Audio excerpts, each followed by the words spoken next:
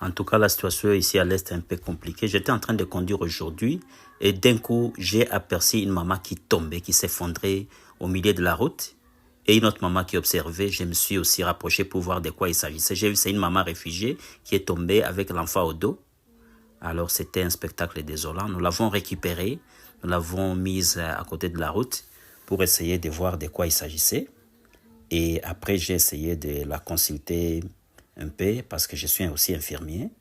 Mais je me suis rendu compte qu'elle avait l'hypoglycémie. Elle était très affamée et ça faisait probablement beaucoup de jours qu'elle n'a pas mangé. Mais j'ai dit, OK, on essaie de la réanimer, question de lui redonner de la force. Et après, je sais qu'elle va nous raconter. Voilà, la maman est venue là-bas et trop vite, on a amené du pain. Et moi, je suis parti acheter du lait. On a amené du sucre pour essayer de la réanimer. Et voilà, cette maman, je ne connais même pas son nom. Elle est venue, elle a commencé à m'aider. Elle m'a aidé à lui donner du lait. On forçait vraiment pour qu'elle avale même. Ce n'était pas facile. On a forcé pour qu'elle avale. C'est une maman réfugiée qui meurt de faim dans les camps. Vraiment, la situation est très très compliquée ici.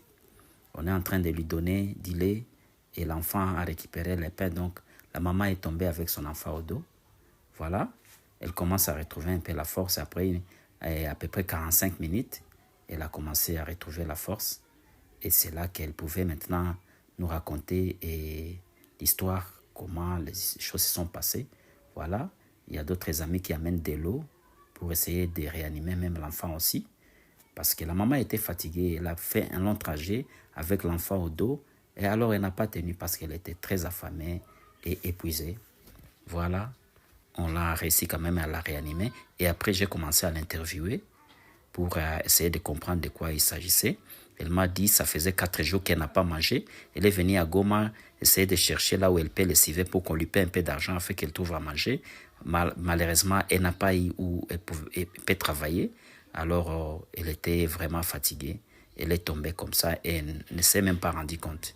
Alors, après ça, on l'avait déjà réanimée. On a acheté quelques nourritures dans son sac là à côté, comme vous la voyez. Et après, nous avons pris la décision de la ramener chez elle. Alors, je suis en train de la conscientiser là-bas pour voir si elle sera capable de prendre une moto.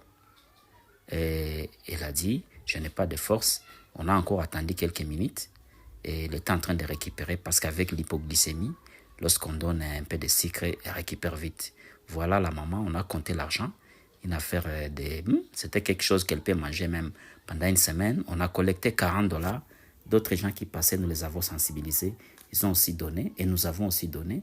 Nous avons réuni ces montants et voilà, nous sommes en train maintenant de prendre une moto. On la met sur moto, on a payé pour que ces motards l'amènent à Mugunga, pour qu'elle aille à Rosayo. Alors, c'était ça.